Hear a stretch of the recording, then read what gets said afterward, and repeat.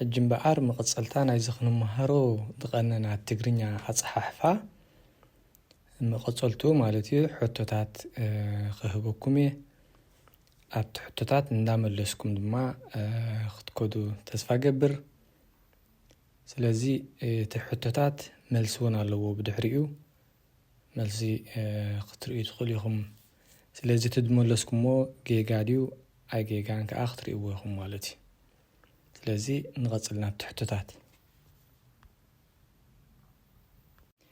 إذا ترى دلا فيدل انتاي تبهال إذا فيدل زيا عب تقرنيا نيا تبهال إتي عب تحتي أدلو ببيج أتصحف دول دما بإنجليزينيا كم تتصحف زرقي إيو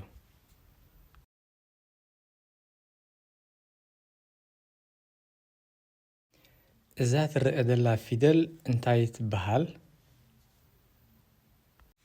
إذا فيدل زيا عب تقرنيا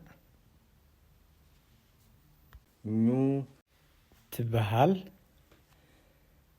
إتي عب تحتي أدلو ببيج أتصحف دول دما بإنجليزينيا كم تتصحف زرقي إيو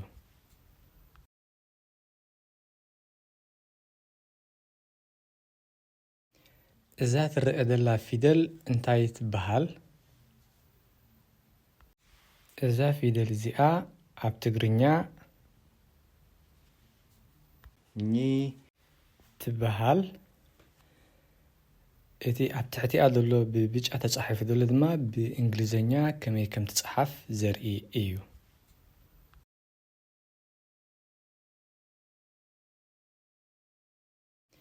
إذا ترى دلا فيدل انتاي تبهال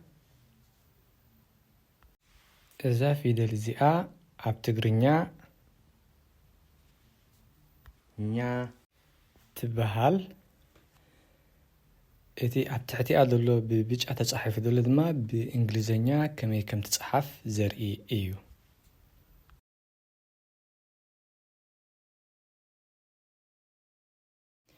إذا ترى دلا فيدل انتاي تبهال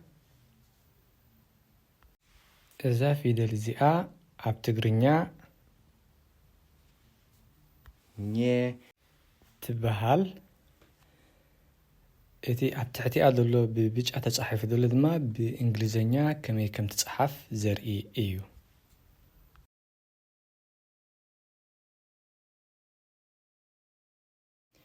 إذا ترى دلا فيدل انتاي تبهال إذا فيدل زيا عب تقرنيا ني تبهال إتي عب تحتي أدلو ببيج أتصحف دول دما بإنجليزينيا كم تتصحف زرقي إيو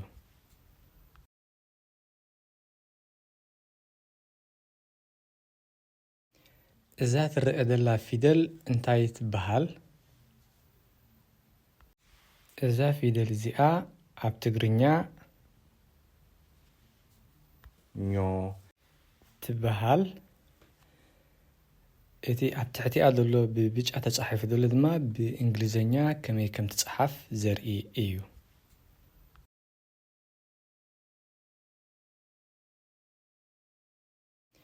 إذا ترى دلا فيدل انتاي تبهال إذا فيدل زيا عب تقرنيا تبهال إتي عب تحتي أدلو ببيج أتصحف دول دما بإنجليزينيا كم تتصحف زرقي إيو إذا ترى دلا فيدل انتاي تبهال إذا فيدل زيا عب تقرنيا نيو تبهال إتي عب تحتي أدلو ببيج أتصحف دول دما بإنجليزينيا كم تتصحف زرقي إيو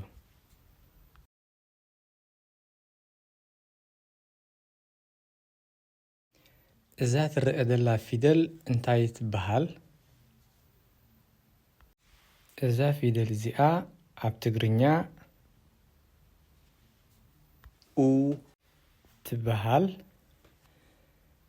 إتي عب تحتي أدلو ببيج أتصحف دول دما بإنجليزينيا كم تتصحف زرقي إيو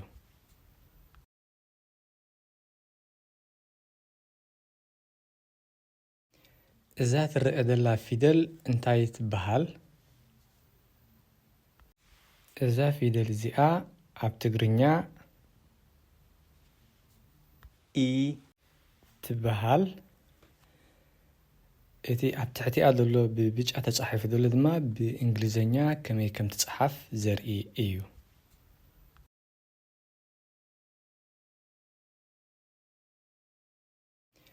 እዛ ትርአ ዘላ ፊደል እንታይ ትበሃል? እዛ ፊደል እዚኣ ኣብ ትግርኛ ኣ ትበሃል። እቲ ኣብ ትሕቲኣ ዘሎ ብብጫ ተጻሒፉ ዘሎ ድማ ብእንግሊዝኛ ከመይ ከም ትጽሓፍ ዘርኢ እዩ።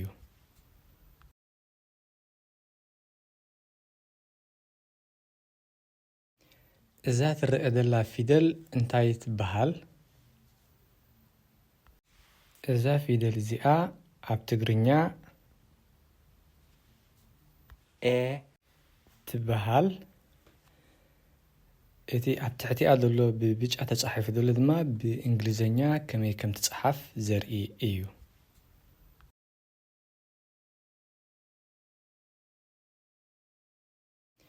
እዛ ትርአ ዘላ ፊደል እንታይ ትበሃል?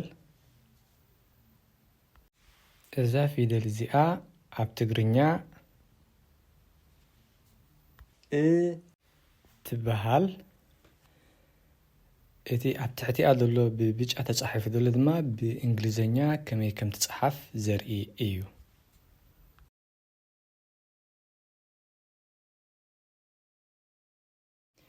እዛ ትርአ ዘላ ፊደል እንታይ ትበሃል? እዛ ፊደል እዚኣ ኣብ ትግርኛ ኦ ትበሃል። እቲ ኣብ ትሕቲኣ ዘሎ ብብጫ ተጻሒፉ ዘሎ ድማ ብእንግሊዝኛ ከመይ ከም ትጽሓፍ ዘርኢ እዩ።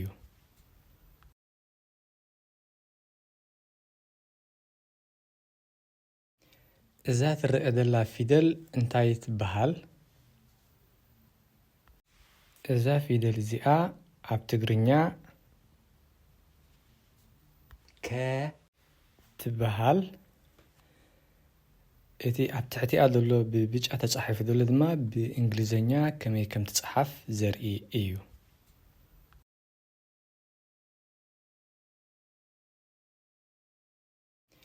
እዛ ትርአ ዘላ ፊደል እንታይ ትበሃል? እዛ ፊደል እዚኣ ኣብ ትግርኛ ኩ ትበሃል። እቲ ኣብ ትሕቲኣ ዘሎ ብብጫ ተጻሒፉ ዘሎ ድማ ብእንግሊዝኛ ከመይ ከም ትጽሓፍ ዘርኢ እዩ።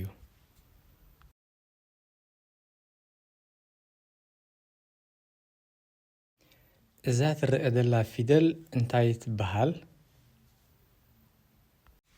እዛ ፊደል እዚኣ ኣብ ትግርኛ ኪ ትበሃል። እቲ ኣብ ትሕቲኣ ዘሎ ብብጫ ተጻሒፉ ዘሎ ድማ ብእንግሊዝኛ ከመይ ከም ትጽሓፍ ዘርኢ እዩ።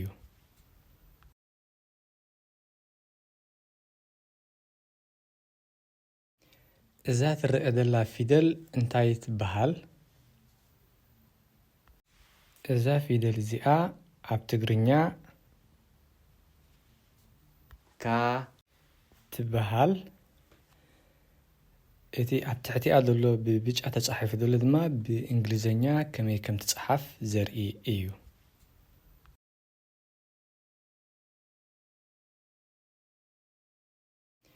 እዛ ትርአ ዘላ ፊደል እንታይ ትበሃል? እዛ ፊደል እዚኣ ኣብ ትግርኛ ኬ ትበሃል። እቲ ኣብ ትሕቲኣ ዘሎ ብብጫ ተጻሒፉ ዘሎ ድማ ብእንግሊዝኛ ከመይ ከም ትጽሓፍ ዘርኢ እዩ።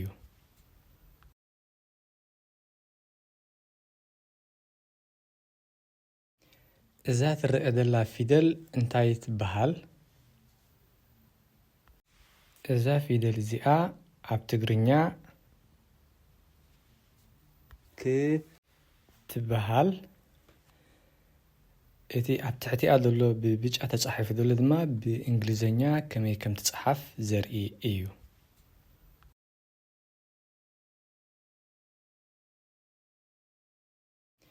እዛ ትርአ ዘላ ፊደል እንታይ ትበሃል? إذا فيدل زئا ኣብ ትግርኛ ኮ ትበሃል እቲ ኣብ ትሕቲኣ ዘሎ ብብጫ ተጻሒፉ ዘሎ ድማ ብእንግሊዝኛ ከመይ ከም ትጽሓፍ ዘርኢ እዩ።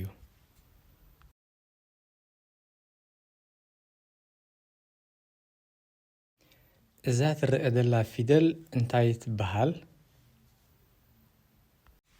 እዛ ፊደል እዚኣ ኣብ ትግርኛ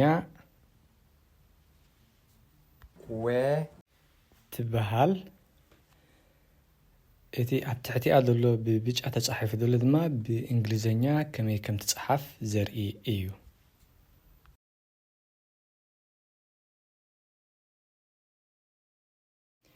እዛ ትርአ ዘላ ፊደል እንታይ ትበሃል? እዛ ፊደል እዚኣ ኣብ ትግርኛ ኩ ትበሃል እቲ ኣብ ትሕቲኣ ዘሎ ብብጫ ተጻሒፉ ዘሎ ድማ ብእንግሊዝኛ ከመይ ከም ትጽሓፍ ዘርኢ እዩ።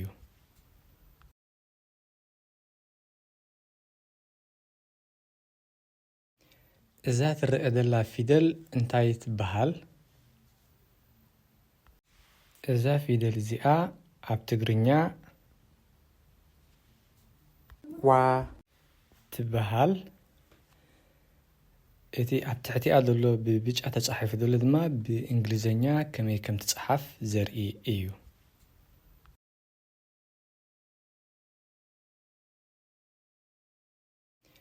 እዛ ትርአ ዘላ ፊደል እንታይ ትበሃል?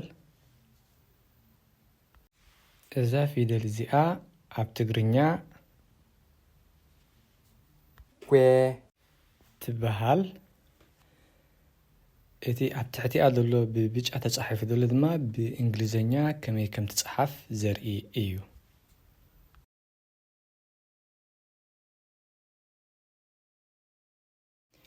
እዛ ትርአ ዘላ ፊደል እንታይ ትበሃል? እዛ ፊደል እዚኣ ኣብ ትግርኛ ኩ ትበሃል እቲ ኣብ ትሕቲኣ ዘሎ ብብጫ ተጻሒፉ ዘሎ ድማ ብእንግሊዝኛ ከመይ ከም ትጽሓፍ ዘርኢ እዩ።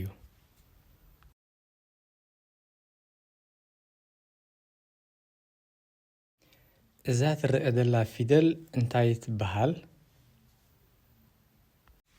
እዛ ፊደል እዚኣ ኣብ ትግርኛ ኸ ትበሃል እቲ ኣብ ትሕቲኣ ዘሎ ብብጫ ተጻሒፉ ዘሎ ድማ ብእንግሊዝኛ ከመይ ከም ትጽሓፍ ዘርኢ እዩ።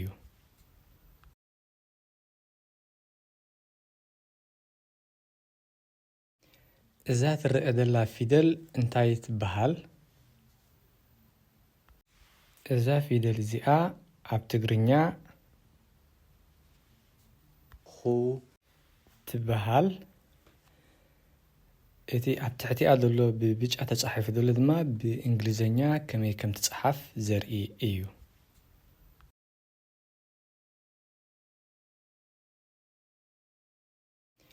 እዛ ትርአ ዘላ ፊደል እንታይ ትበሃል? እዛ ፊደል እዚኣ ኣብ ትግርኛ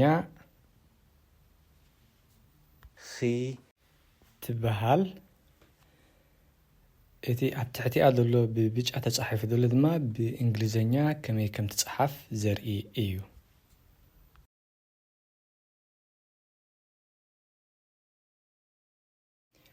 እዛ ትርአ ዘላ ፊደል እንታይ ትበሃል?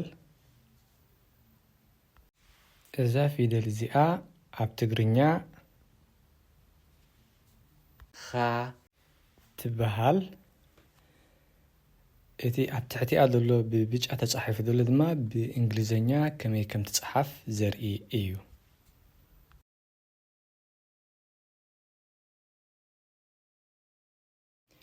እዛ ትርአ ዘላ ፊደል እንታይ ትበሃል? እዛ ፊደል እዚኣ ኣብ ትግርኛ ኸ ትበሃል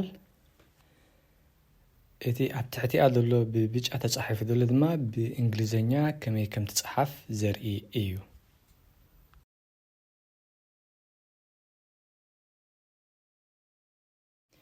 إذا ترى دلا فيدل انتاي تبهال إذا فيدل زيا عب تقرنيا خ تبهال إتي عب تحتي أدلو ببيج أتصحف دولو دما بإنجليزينيا كمي كم تصحف زرئي إيو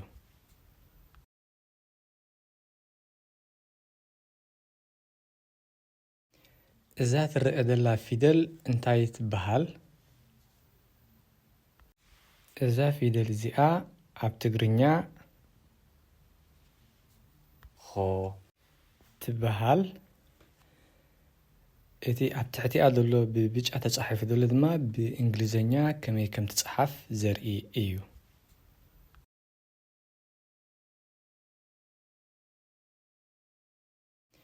إذا ترى دلا فيدل انتاي تبهال إذا فيدل زيا عب تقرنيا خوي تبهال إتي عب تحتي أدلو ببيج أتصحف دولو دما بإنجليزينيا كمي كم تصحف زرئي إيو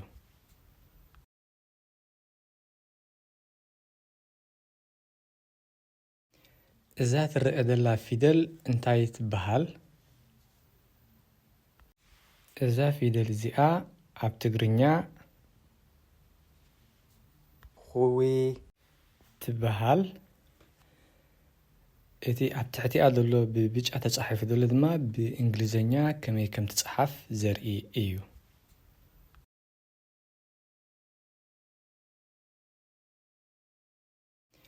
إذا ترى دلا فيدل انتاي تبهال إذا فيدل زيا عب تقرنيا خوا تبهال إتي عب تحتي أدلو ببيج أتصحف دولو دما بإنجليزينيا كمي كم تصحف زرئي إيو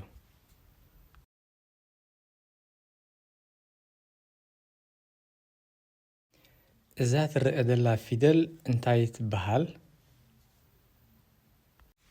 إذا فيدل زيا عب تقرنيا خوي تبهال إتي عب تحتي أدلو ببيج أتصحف دولو دما بإنجليزينيا كمي كم تصحف زرئي إيو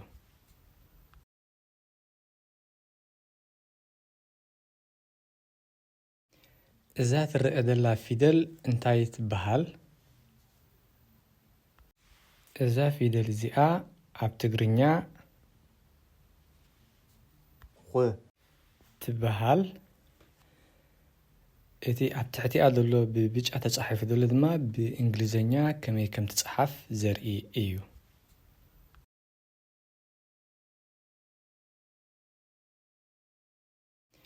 إذا ترى دلا فيدل انتاي تبهال إذا فيدل زيا عب تقرنيا و تبهال إتي عب تحتي أدلو ببيج أتصحف دولو دما بإنجليزينيا كمي كم تصحف زرئي إيو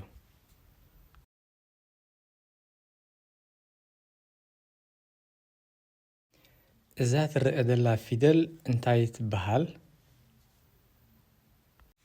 إذا فيدل زيا عب تقرنيا و تبهال إتي عب تحتي أدلو ببيج أتصحف دولو دما بإنجليزينيا كمي كم تصحف زرئي إيو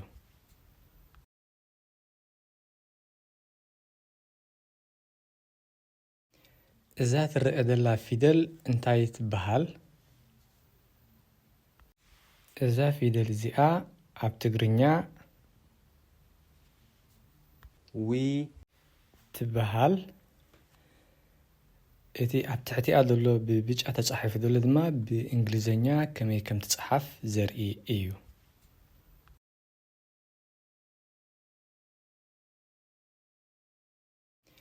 إذا ترى دلا فيدل انتاي تبهال إذا فيدل زيا عب تقرنيا و تبهال እቲ ኣብ ትሕቲኣ ዘሎ ብብጫ ተጻሒፉ ዘሎ ድማ ብእንግሊዝኛ ከመይ ከም ትጽሓፍ ዘርኢ እዩ።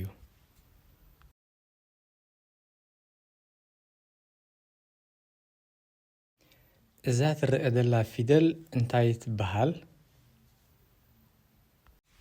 እዛ ፊደል እዚኣ ኣብ ትግርኛ و ትበሃል። እቲ ኣብ ትሕቲኣ ዘሎ ብብጫ ተጻሒፉ ዘሎ ድማ ብእንግሊዝኛ ከመይ ከም ትጽሓፍ ዘርኢ እዩ።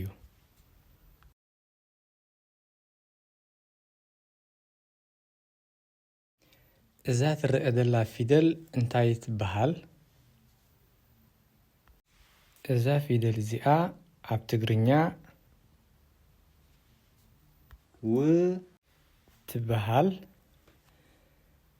እቲ ኣብ ትሕቲኣ ዘሎ ብብጫ ተጻሒፉ ዘሎ ድማ ብእንግሊዝኛ ከመይ ከም ትጽሓፍ ዘርኢ እዩ።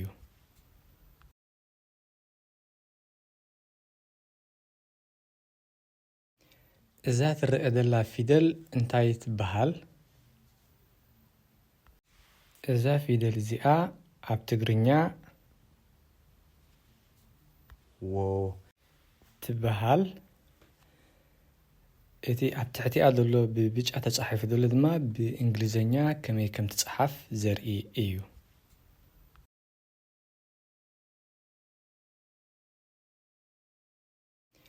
እዛ ትርአ ዘላ ፊደል እንታይ ትበሃል? እዛ ፊደል እዚኣ ኣብ ትግርኛ ع ትበሃል። እቲ ኣብ ትሕቲኣ ዘሎ ብብጫ ተጻሒፉ ዘሎ ድማ ብእንግሊዝኛ ከመይ ከም ትጽሓፍ ዘርኢ እዩ።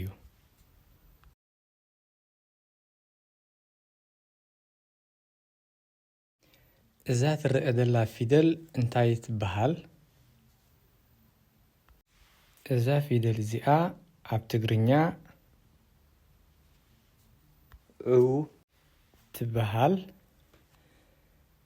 እቲ ኣብ ትሕቲኣ ዘሎ ብብጫ ተጻሒፉ ዘሎ ድማ ብእንግሊዝኛ ከመይ ከም ትጽሓፍ ዘርኢ እዩ።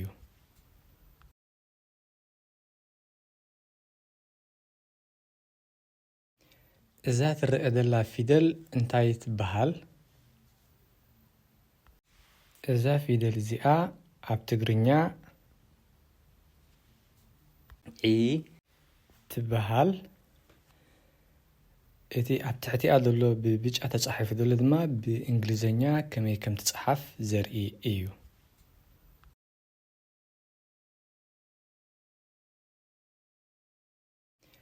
እዛ ትርአ ዘላ ፊደል እንታይ ትበሃል? እዛ ፊደል እዚኣ ኣብ ትግርኛ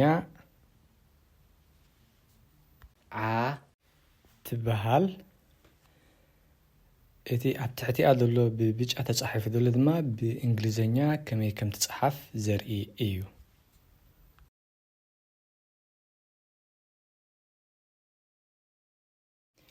እዛ ትርአ ዘላ ፊደል እንታይ ትበሃል? እዛ ፊደል እዚኣ ኣብ ትግርኛ ع ትበሃል። እቲ ኣብ ትሕቲኣ ዘሎ ብብጫ ተጻሒፉ ዘሎ ድማ ብእንግሊዝኛ ከመይ ከም ትጽሓፍ ዘርኢ እዩ።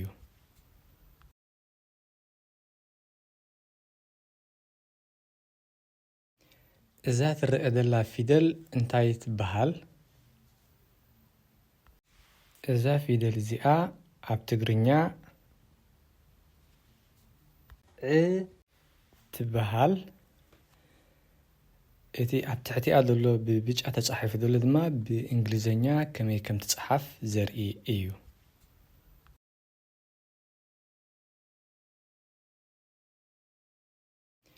እዛ ትርአ ዘላ ፊደል እንታይ ትበሃል? እዛ ፊደል እዚኣ ኣብ ትግርኛ ዖ ትበሃል።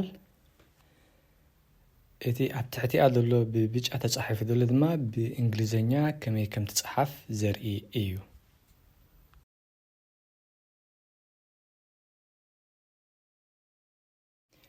እዛ ትርአ ዘላ ፊደል እንታይ ትበሃል? እዛ ፊደል እዚኣ ኣብ ትግርኛ ዘ ትበሃል። እቲ ኣብ ትሕቲኣ ዘሎ ብብጫ ተጻሒፉ ዘሎ ድማ ብእንግሊዝኛ ከመይ ከም ትጽሓፍ ዘርኢ እዩ።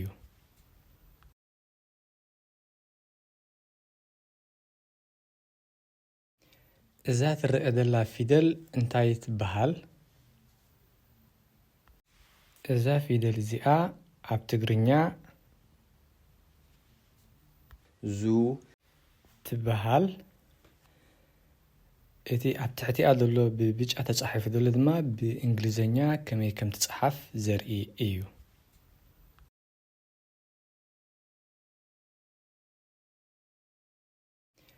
እዛ ትርአ ዘላ ፊደል እንታይ ትበሃል? እዛ ፊደል እዚኣ ኣብ ትግርኛ ዚ ትበሃል። እቲ ኣብ ትሕቲኣ ዘሎ ብብጫ ተጻሒፉ ዘሎ ድማ ብእንግሊዝኛ ከመይ ከም ትጽሓፍ ዘርኢ እዩ።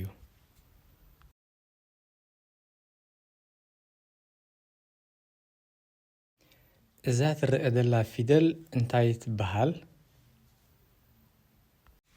እዛ ፊደል እዚኣ ኣብ ትግርኛ ዛ ትበሃል። እቲ ኣብ ትሕቲኣ ዘሎ ብብጫ ተጻሒፉ ዘሎ ድማ ብእንግሊዝኛ ከመይ ከም ትጽሓፍ ዘርኢ እዩ።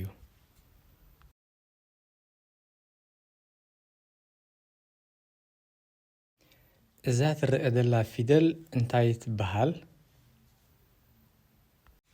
እዛ ፊደል እዚኣ ኣብ ትግርኛ ዜ ትበሃል። እቲ ኣብ ትሕቲኣ ዘሎ ብብጫ ተጻሒፉ ዘሎ ድማ ብእንግሊዝኛ ከመይ ከም ትጽሓፍ ዘርኢ እዩ።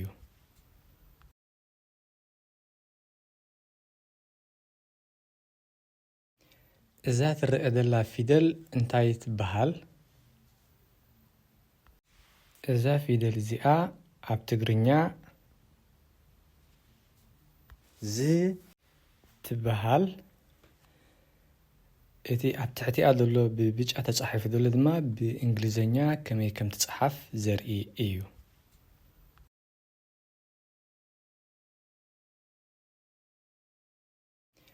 እዛ ትርአ ዘላ ፊደል እንታይ ትበሃል?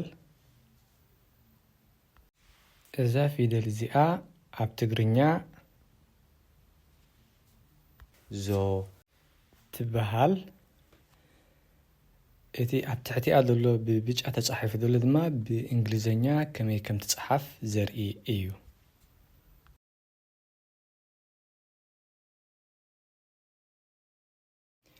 እዛ ትርአ ዘላ ፊደል እንታይ ትበሃል? እዛ ፊደል እዚኣ ኣብ ትግርኛ ዠ ትበሃል። እቲ ኣብ ትሕቲኣ ዘሎ ብብጫ ተጻሒፉ ዘሎ ድማ ብእንግሊዝኛ ከመይ ከም ትጽሓፍ ዘርኢ እዩ።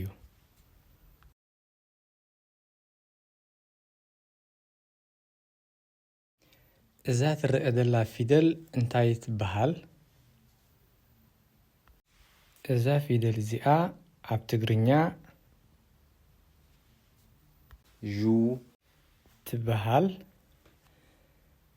እቲ ኣብ ትሕቲኣ ዘሎ ብብጫ ተጻሒፉ ዘሎ ድማ ብእንግሊዝኛ ከመይ ከም ትጽሓፍ ዘርኢ እዩ።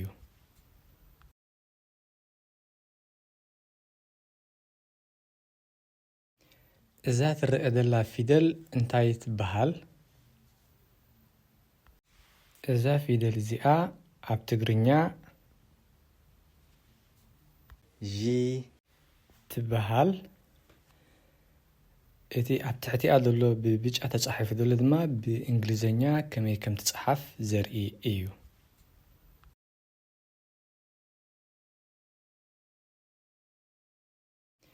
እዛ ትርአ ዘላ ፊደል እንታይ ትበሃል? እዛ ፊደል እዚኣ ኣብ ትግርኛ ዣ ትበሃል። እቲ ኣብ ትሕቲኣ ዘሎ ብብጫ ተጻሒፉ ዘሎ ድማ ብእንግሊዝኛ ከመይ ከም ትጽሓፍ ዘርኢ እዩ።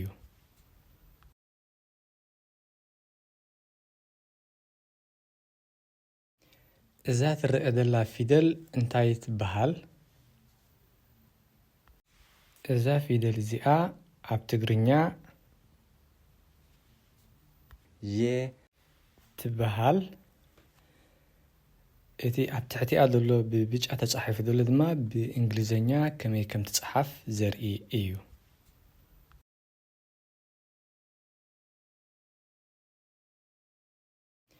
إذا ترى دلا فيدل انتاي تبهال إذا فيدل زيا عب تقرنيا ج تبهال إتي عب تحتي أدلو ببيج أتصحف دولة دما بإنجليزينيا كمي كم تتصحف زرقي إيو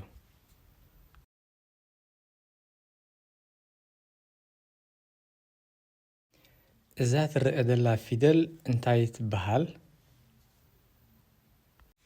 إذا فيدل زيا عب تقرنيا جو تبهال إتي عب تحتي أدلو ببيج أتصحف دولة دما بإنجليزينيا كمي كم تتصحف زرقي إيو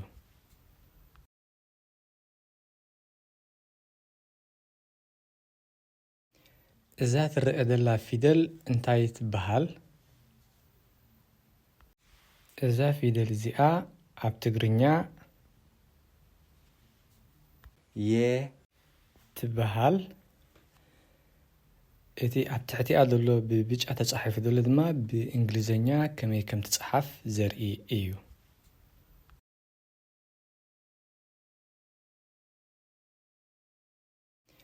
إذا ترى دلا فيدل انتاي تبهال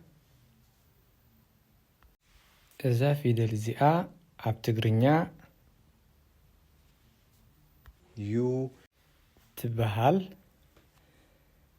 إتي عب تحتي أدلو ببيج أتصحف دولة دما بإنجليزينيا كمي كم تتصحف زرقي إيو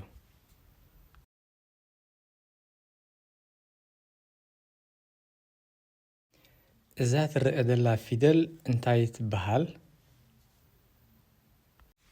إذا فيدل زيا عب تقرنيا ي تبهال إتي عب تحتي أدلو ببيج أتصحف دولة دما بإنجليزينيا كمي كم تتصحف زرقي إيو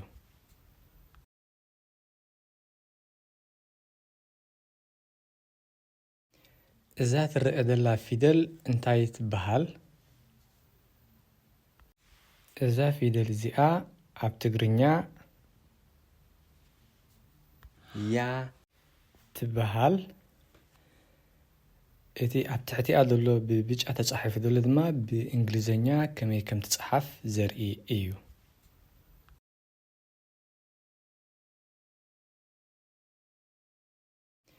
إذا ترى دلا فيدل انتاي تبهال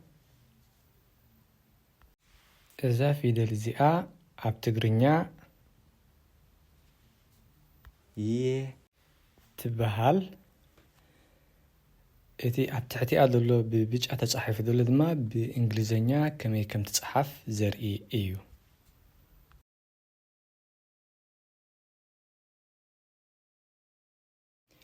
إذا ترى دلا فيدل انتاي تبهال إذا فيدل زيا عب تقرنيا ي تبهال إتي عب تحتي أدلو ببيج أتصحف دولة دما بإنجليزينيا كمي كم تتصحف زرقي إيو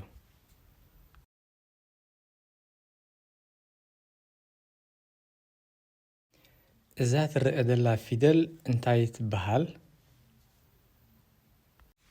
إذا فيدل زيا عب تقرنيا يو تبهال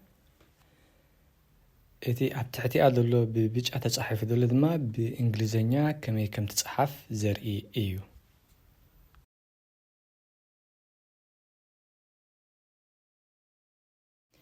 إذا ترى دلا فيدل انتاي تبهال إذا فيدل زيا عب تقرنيا د تبهال እቲ ኣብ ትሕቲኣ ዘሎ ብብጫ ተጻሒፉ ዘሎ ድማ ብእንግሊዝኛ ከመይ ከም ትጽሓፍ ዘርኢ እዩ።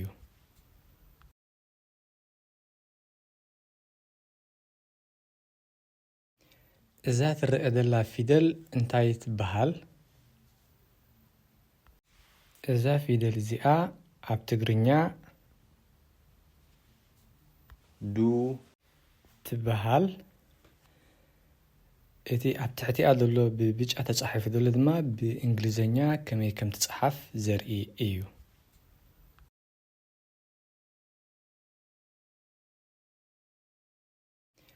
እዛ ትርአ ዘላ ፊደል እንታይ ትበሃል? እዛ ፊደል እዚኣ ኣብ ትግርኛ ዲ ትበሃል። እቲ ኣብ ትሕቲኣ ዘሎ ብብጫ ተጻሒፉ ዘሎ ድማ ብእንግሊዝኛ ከመይ ከም ትጽሓፍ ዘርኢ እዩ።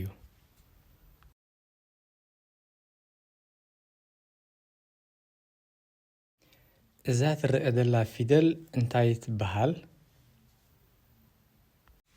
እዛ ፊደል እዚኣ ኣብ ትግርኛ ዳ ትበሃል። እቲ ኣብ ትሕቲኣ ዘሎ ብብጫ ተጻሒፉ ዘሎ ድማ ብእንግሊዝኛ ከመይ ከም ትጽሓፍ ዘርኢ እዩ።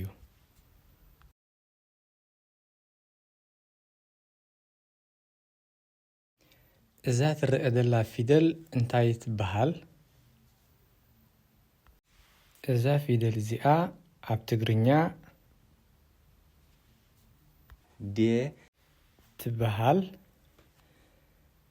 እቲ ኣብ ትሕቲኣ ዘሎ ብብጫ ተጻሒፉ ዘሎ ድማ ብእንግሊዝኛ ከመይ ከም ትጽሓፍ ዘርኢ እዩ።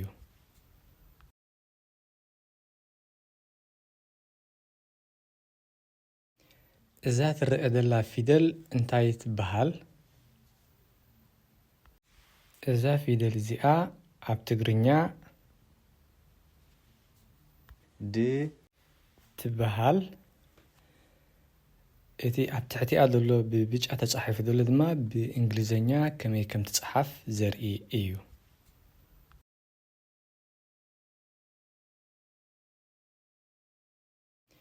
እዛ ትርአ ዘላ ፊደል እንታይ ትበሃል? እዛ ፊደል እዚኣ ኣብ ትግርኛ ዶ ትበሃል። እቲ ኣብ ትሕቲኣ ዘሎ ብብጫ ተጻሒፉ ዘሎ ድማ ብእንግሊዝኛ ከመይ ከም ትጽሓፍ ዘርኢ እዩ።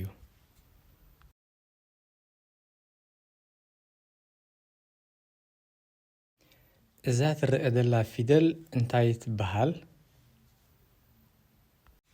እዛ ፊደል እዚኣ ኣብ ትግርኛ ጀ ትበሃል። እቲ ኣብ ትሕቲኣ ዘሎ ብብጫ ተጻሒፉ ዘሎ ድማ ብእንግሊዝኛ ከመይ ከም ትጽሓፍ ዘርኢ እዩ።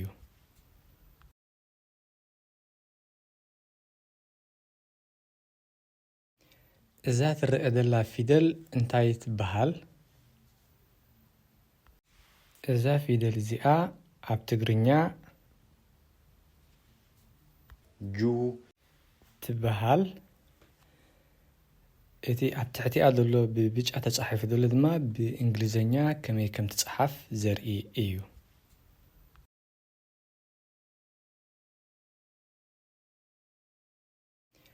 እዛ ትርአ ዘላ ፊደል እንታይ ትበሃል? እዛ ፊደል እዚኣ ኣብ ትግርኛ ጂ ትበሃል። እቲ ኣብ ትሕቲኣ ዘሎ ብብጫ ተጻሒፉ ዘሎ ድማ ብእንግሊዝኛ ከመይ ከም ትጽሓፍ ዘርኢ እዩ።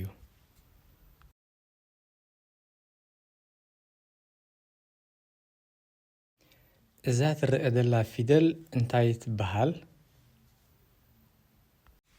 እዛ ፊደል እዚኣ ኣብ ትግርኛ ጃ ትበሃል። እቲ ኣብ ትሕቲኣ ዘሎ ብብጫ ተጻሒፉ ዘሎ ድማ ብእንግሊዝኛ ከመይ ከም ትጽሓፍ ዘርኢ እዩ።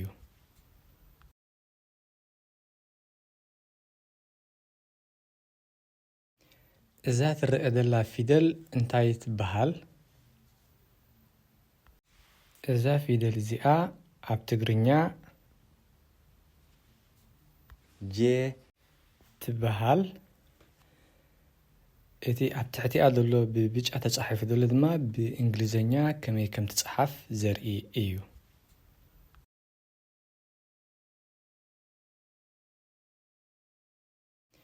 እዛ ትርአ ዘላ ፊደል እንታይ ትበሃል? እዛ ፊደል እዚኣ ኣብ ትግርኛ ጅ ትበሃል። እቲ ኣብ ትሕቲኣ ዘሎ ብብጫ ተጻሒፉ ዘሎ ድማ ብእንግሊዝኛ ከመይ ከም ትጽሓፍ ዘርኢ እዩ።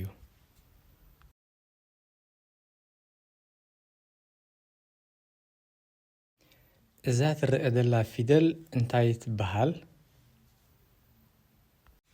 እዛ ፊደል እዚኣ ኣብ ትግርኛ ጆ ትበሃል። እቲ ኣብ ትሕቲኣ ዘሎ ብብጫ ተጻሒፉ ዘሎ ድማ ብእንግሊዝኛ ከመይ ከም ትጽሓፍ ዘርኢ እዩ።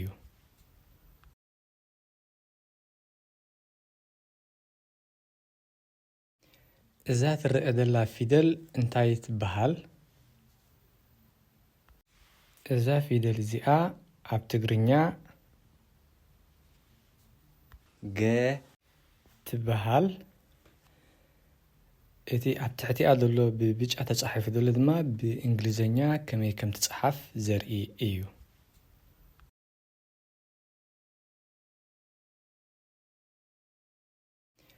እዛ ትርአ ዘላ ፊደል እንታይ ትበሃል? እዛ ፊደል እዚኣ ኣብ ትግርኛ ጉ ትበሃል። እቲ ኣብ ትሕቲኣ ዘሎ ብብጫ ተጻሒፉ ዘሎ ድማ ብእንግሊዝኛ ከመይ ከም ትጽሓፍ ዘርኢ እዩ።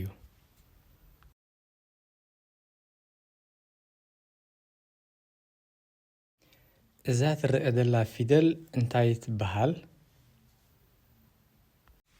እዛ ፊደል እዚኣ ኣብ ትግርኛ ጊ ትበሃል። እቲ ኣብ ትሕቲኣ ዘሎ ብብጫ ተጻሒፉ ዘሎ ድማ ብእንግሊዝኛ ከመይ ከም ትጽሓፍ ዘርኢ እዩ።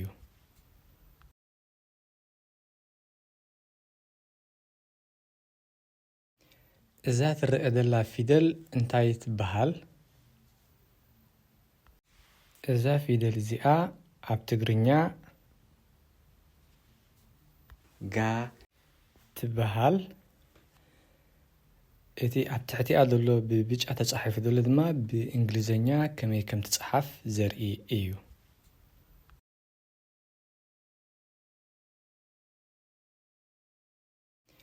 እዛ ትርአ ዘላ ፊደል እንታይ ትበሃል?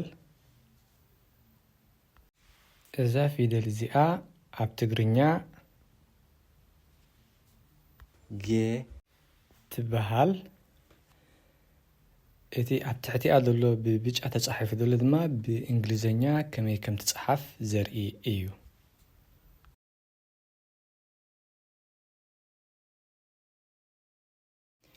እዛ ትርአ ዘላ ፊደል እንታይ ትበሃል? እዛ ፊደል እዚኣ ኣብ ትግርኛ ግ ትበሃል። እቲ ኣብ ትሕቲኣ ዘሎ ብብጫ ተጻሒፉ ዘሎ ድማ ብእንግሊዝኛ ከመይ ከም ትጽሓፍ ዘርኢ እዩ።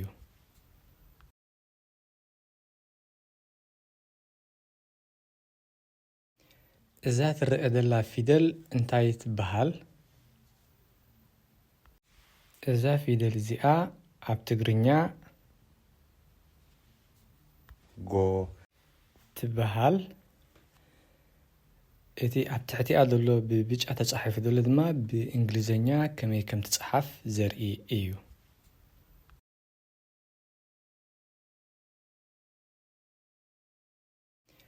እዛ ትርአ ዘላ ፊደል እንታይ ትበሃል? እዛ ፊደል እዚኣ ኣብ ትግርኛ ወ ትበሃል። እቲ ኣብ ትሕቲኣ ዘሎ ብብጫ ተጻሒፉ ዘሎ ድማ ብእንግሊዝኛ ከመይ ከም ትጽሓፍ ዘርኢ እዩ።